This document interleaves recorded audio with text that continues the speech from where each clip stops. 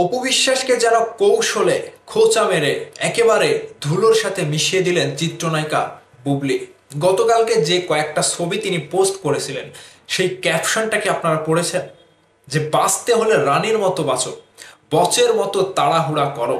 তাহলে এখানে কথা চলে আসছে বসটাকে, শাকিব খান অবশ্যই শাকিব খানের সাথে বসের মতো তুলনা করেছে নিজেকে বুবলি।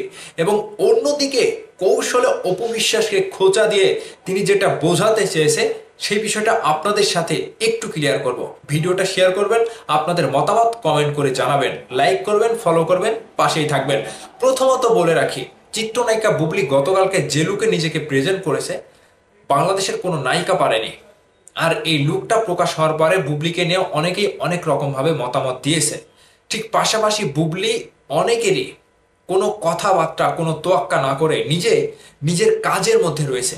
এবং এই কাজটা দিয়ে তিনি যেটা ফুটিয়ে তুলেছে নিজেকে, মানে এক ঝটকায় অপু বিশ্বাসের 1 বছরের পেছনের যত রেকর্ড ছিল সবকিছু শেষ পড়ে গিয়েছে রীতিমতো।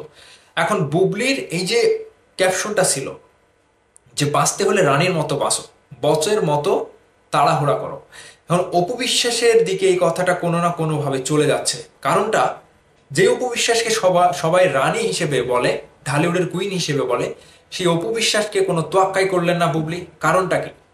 এখানে কারণ একটা রয়েছে, আর এই বিশেষ কারণটাই হচ্ছে শাকিব খানের কাছে রানীর মতোই আছেন বুবলি, যেটা বোঝাতে চেয়েছেন। এবং বুবলি তিনি নিজেকে এমন ভাবে প্রেজেন্ট করেছে যেটা অপু বিশ্বাসের দ্বারা সম্ভব নয়। বয়সের দিক থেকে বলেন, চেহারার দিক থেকে বলেন, গঠনের দিক থেকে বলেন, বুবলির ভেতরে এখনো লাবণ্যতা রয়েছে, একটা গ্ল্যামার্স লুক রয়েছে, যেটা মেগাস্টার শাকিব খান এখনো অনুভব করতে পারে। ঠিক সেই জায়গা থেকে অপু বিশ্বাসকে ফ্যাশন ডিজাইনার বলেন, কস্টিউম ডিজাইনার বলেন, কখনোই ওরকম ভাবে হাজির করতে পারেনি। ঠিক সেই জায়গা থেকে কোনো না কোনো দিক থেকে বুবলির কাছে অপু বিশ্বাসের একটা কমতি রয়েছে। এখন সোশ্যাল মিডিয়াতে ভক্তদের যে লড়াইটা শুরু হয়েছে গতকালকের পর থেকে, সেখানে বুবলিকে এগিয়ে রাখছে বুবলির ভক্তরা। অপু বিশ্বাসকে নিয়ে যারা কথা বলে তারা কিন্তু জ্বলে পড়ে রীতিমতো একটা সারখারের পর্যায়ে। গৌতম শাহ বুবলিকে যেভাবে প্রেজেন্ট করেছে, অপু বিশ্বাসের কস্টিউম ডিজাইনার সে কিন্তু এভাবে প্রেজেন্ট করতে পারেনি।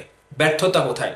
ব্যর্থটা হচ্ছে এই জায়গাতে যে হ্যাঁ, অপু বিশ্বাসের কাছ থেকে গৌতম শাহ চলে যাওয়ার পরে বুবলিকে যেভাবে প্রেজেন্ট করছে, বুবলির যে ড্রেস আপ, যে মেকআপ, সবকিছু দিয়ে তিনি যে নতুনভাবে নতুন প্রজেক্টে কাজ করছে, অপু বিশ্বাসে কোনো নতুন প্রজেক্ট আমি দেখতে পাচ্ছি না। এবং মাহফুজ কাদরি শুধুমাত্র অপু বিশ্বাসকে একের পর এক লুক দিয়েই যাচ্ছে, কিন্তু কোনো গ্ল্যামার্স কিংবা কোনো আকর্ষিত কোনো লুক অপু বিশ্বাসকে দিতে পারছে না।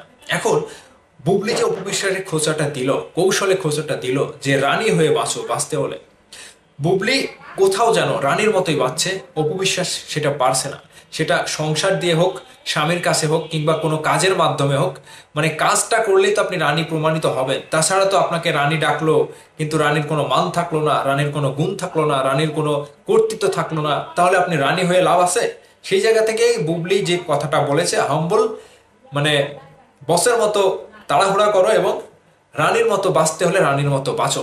ঠিক বুবলি তার অস্তিত্বের লড়াইয়ে তিনি অপু বিশ্বাসকে হারিয়ে দিচ্ছে।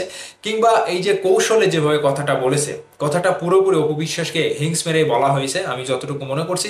এখন ভক্তরা যেটা মনে করেন, আপনারা আপনাদের প্রিয় নায়িকা দুজনকে ভালোবাসেন, কাকে এগিয়ে রাখবেন কাকে এগিয়ে রাখবেন না সেটা আপনাদের একান্তই আপনাদের ব্যাপার। এখন আমরা যেটা বলি যে অপু বিশ্বাস বুবলি তারা জীবনে যা কিছু করেছে, সতীন হয়ে সতীনের বিপক্ষে যায় কিংবা কথা বলে, সেটা তাদের ভেতরে একটা মানে প্রতিযোগিতা বলতে পারেন। এখন সিনেমার কাজ নাই, বুবলি যেভাবে নিজেকে এগিয়ে নিচ্ছে, আশা করছি নতুন সিনেমাতে আসবে।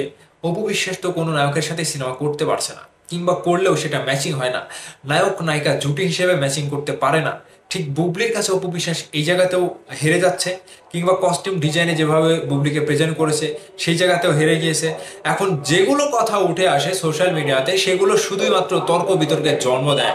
আর এই তর্ক বিতর্কের মধ্যেই অপু বিশ্বাস যেন তর্কে হেরেও যায়, আবার কাজেও হেরে যায়, কিংবা পজিশনেও হেরে যায়, কিংবা যে কোনো জায়গাতে অপু বিশ্বাসের সেই ভারতটা আগের মতো আর নাই, চেহারার গ্ল্যামার্সটাও নাই। এবং বুবলির কাছে গিয়ে যে বয়সের দিক থেকে তিনি দাঁড়াবে, সেটাও কিন্তু অপু বিশ্বাসের কমতি রয়ে গেছে। সেজন্যই বুবলি নিজেকে এখন রানী দাবি করছে, এবং রানী দাবি করে তিনি ঢালিউডে একটার পর একটা লুক দিচ্ছে, চমক দিচ্ছে। সেটা কিন্তু অপু বিশ্বাস পেরে উঠছে না, কোথাও যেন একটা বাধা কিংবা কোথাও যেন একটা কমতি রয়ে গেছে অপু বিশ্বাসের মাঝখানে। তো দর্শকদের কাছে প্রশ্ন রাখতে চাই, আসলে অপু বিশ্বাস যেভাবে নিজেকে গড়ে তুলেছে, এই গড়াটার পেছনে বুবলি যেভাবে এখন নিজেকে প্রেজেন্ট করছে, সেটা কি আসলেই নতুনত্ব ছড়াচ্ছে বুবলি? আপনাদের মতামত কমেন্ট করে জানাবেন। ভালো থাকবেন সবাই।